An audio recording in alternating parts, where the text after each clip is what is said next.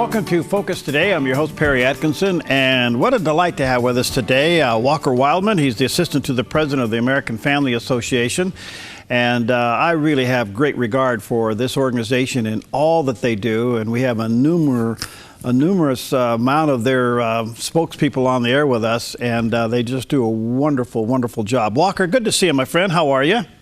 Hey, Perry. Thank you for having me on. Yeah, good to see you. By the way, you're Tim's son? I am Tim's son and Don's grandson. That's what people call me around here. There you go. Nice to have you with us. Well, listen, I wanted to talk to you a few moments today about the controversy that now has erupted. Primarily started with the 49ers quarterback Kaepernick sitting down during the national anthem during the football game. And, of course, now that has erupted throughout the NFL. Over the weekend, you may have seen it, where a whole high school football team and their coaching staff went down on one knee during the national anthem. And this thing is a mess. What's your take on it? Yeah, well, we have to ask ourselves, what kind of values do we want to be passing down to our kids and our high schoolers and our middle schoolers? And I'll tell you what, sitting down during the national anthem is not one of the values that I want to see passed down to my kids when they grow up and get in high school.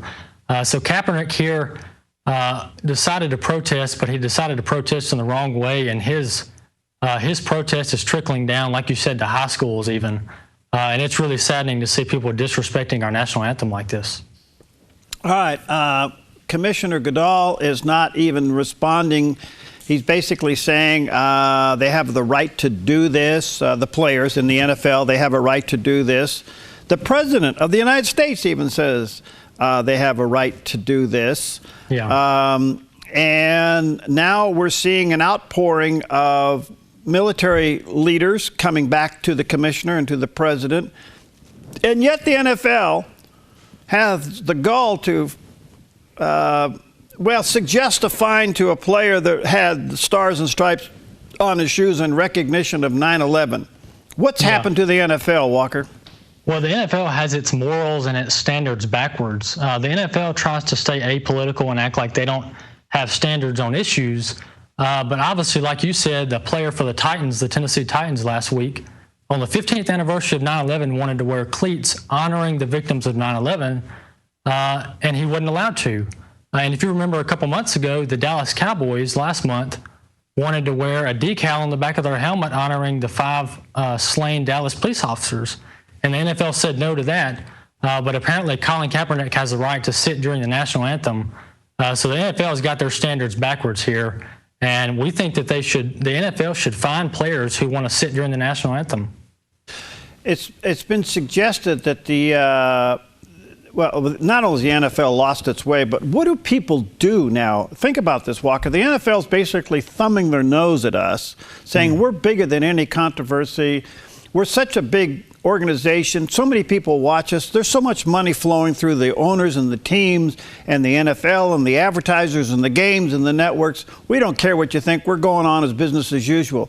What can the Americans do to put respect back into this and force the NFL to rethink their policy? Yeah, well, many fans and myself have made our voice heard. But what people have to do is they have to get activated. And that's what we do here. We activate everyday individuals to take action, and that means emailing the NFL, calling the NFL, and let them know that you're disappointed that they're allowing players, coaches, teams to disrespect our country, but yet they won't let a player honor the victims of 9/11. This is totally backwards, but like you said, Americans have to make their voice heard, and that happens here at American Family Association. All right, there's been asked a question, though, can the NFL force a player to stand during the national anthem? Yeah. And I don't know. I don't know their bylaws. I haven't read any of this, but it appears at the moment they're taking the position they don't have to force them. But what do you think? Well, the NFL has all kinds of standards. I've said this before. They're the master regulators. They're worse than the government. They have a uniform marshal at every game, making sure the players have their uniform on just right. So the NFL has strict standards, and that's what has made it such good entertainment for decades. So the NFL can make players stand for the national anthem. They just need to put it in their contract. And in the contract, it should say that if you don't stand for the national anthem, then you'll be fined X amount, whatever the NFL decides. So they fine players every week for, if you throw the football up in the stands or you wear your socks too low, they fine them. And so it's time that they start fining players who refuse to stand for the national anthem. Let me ask you this. Where do the owners come into this equation? We haven't heard peep one from an owner. It seems like the owner, if I understand this, the player signs a contract with the owner. The owner's club is then as part of the NFL. The silent person here is the owner. We've heard nothing from the owners. And it seems to me that the owner can say, you sit during the national anthem, you sit during the game. Can they do that? Oh, the owners can do that, but I believe the owners are fearful of the NFL commissioner, Roger Goodell, because he's done nothing. He's sat by silent. And I'll tell you what, this is going to get really ugly. You start having players, and we're seeing this now. You start having 30, 40 players off of each team, or even, like you said, the high school team, the whole team and the coaches sit during the national anthem.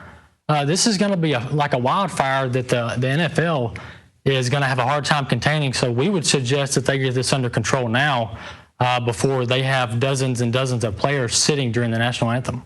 But it appears they're doing nothing. Yeah, they're doing nothing because they're fearful, because you have people like Obama, President Barack Obama, who do nothing. And there's another argument here. A lot of people pull the First Amendment argument on this.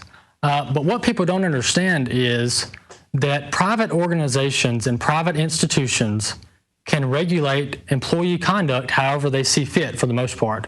And standing for the national anthem as a requirement in your contract is not unreasonable. They have all kind of requirements. Players, if you get arrested and get put in jail, if you're an NFL player, you get suspended, probably get fined. So they have all kind of standards. And the First Amendment does not prevent the NFL from requiring their employees who get a paycheck every week from the NFL to stand during the national anthem. Well, this is amazing, because right now they seem to be thumbing the nose at the stance. I don't know what people can do. We do know that there's a lot of booing going on. That is sending a signal. Some say, well, let's boycott. I even said it on the air, let's boycott the first quarter of the game so that when watching it on TV, that way you go through 2 commercial breaks, and you know this very well. Your organization tracks it. You know that if those ratings went down in the first quarter of the football game, it would be a significant bite into their money.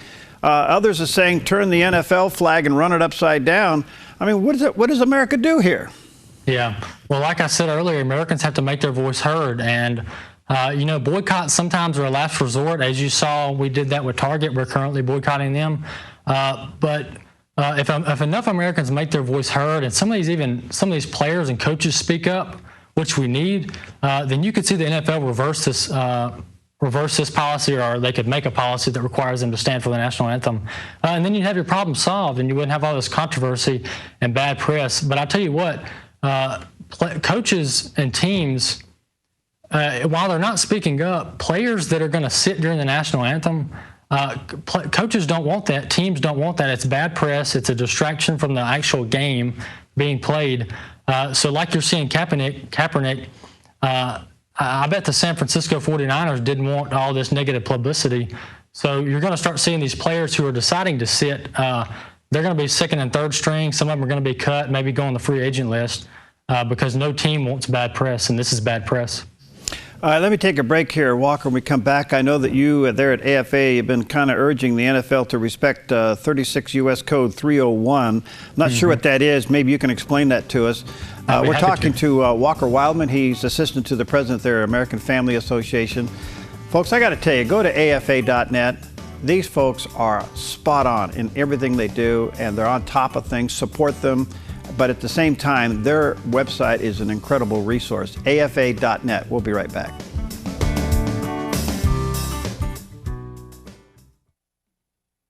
I'm Paulina Leiser, producer of Focus Today. Thank you for watching this video, and make sure to check our other videos at theDove.us.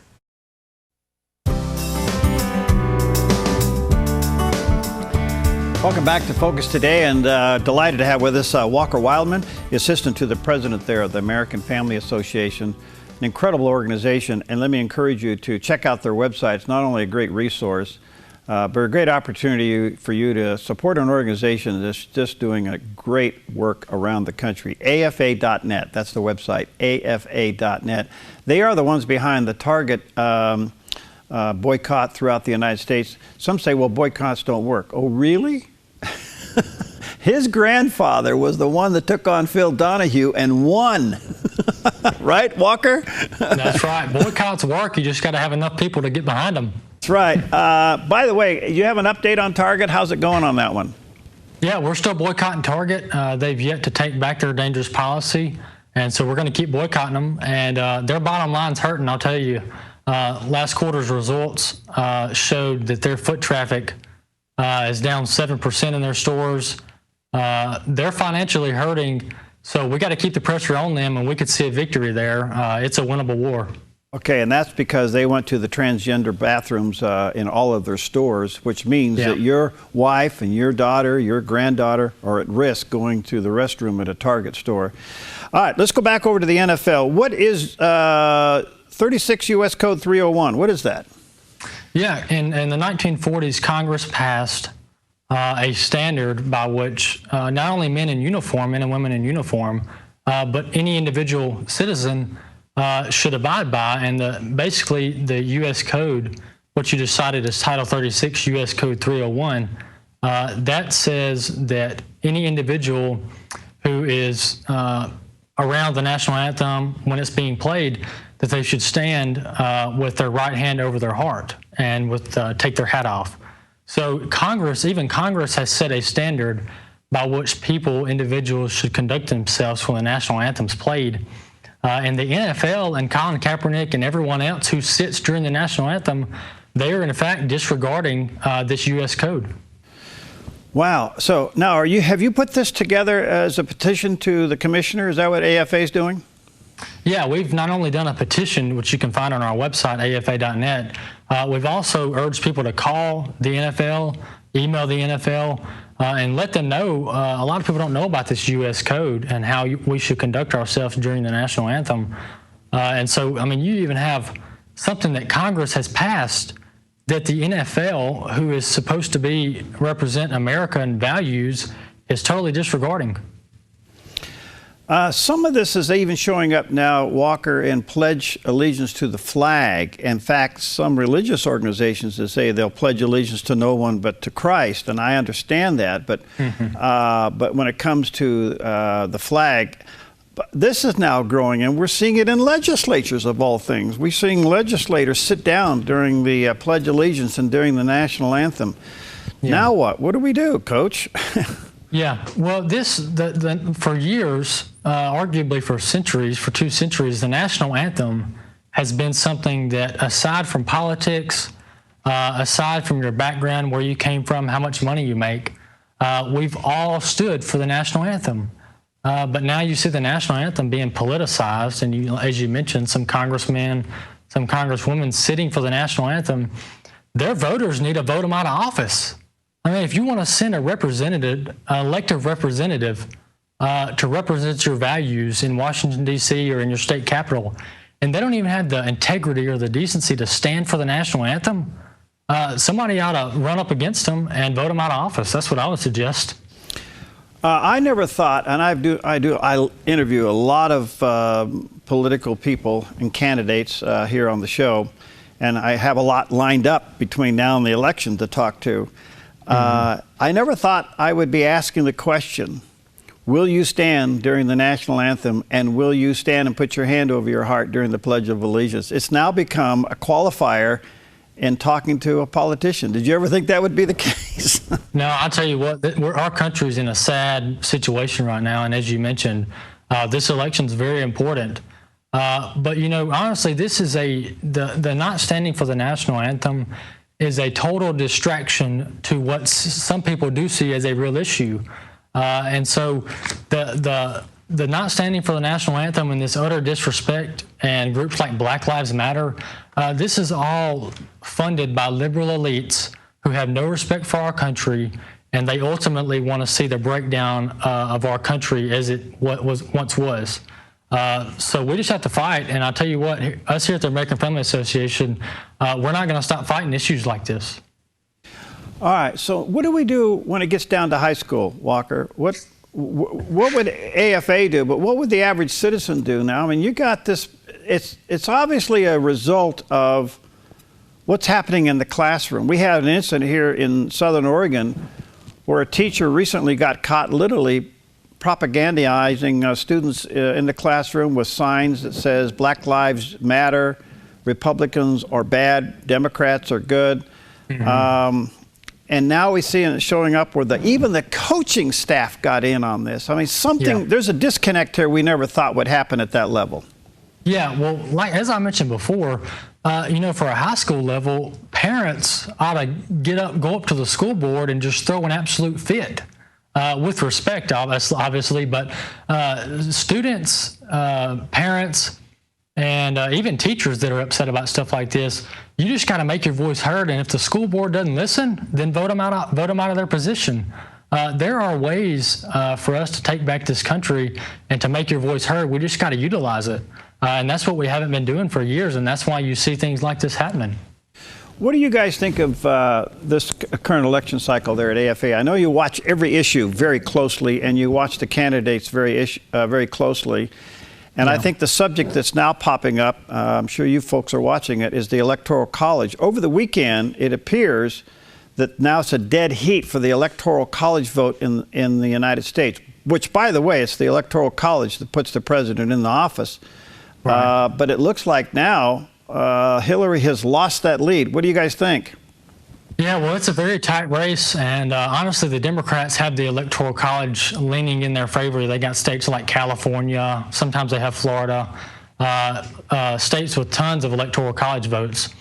So it's the Republicans are automatically on the bottom side as far as when it comes to winning the election. But I would urge people, you know, don't focus as much on the candidates. Look at the party platforms. Print off the Democratic National Convention platform, and then print off the Republican National Convention platform, which is what they believe on paper, and line those two up, and you'll see stark differences, and that'll really help you learn how to vote. All right, because it looks like Trump has pulled up some electoral votes. I mean, it looks like he's ahead now in Ohio, Pennsylvania, and I would say Florida's back in play for a Republican. I mean, that could be significant. We may not have seen this since when George W. Bush was elected.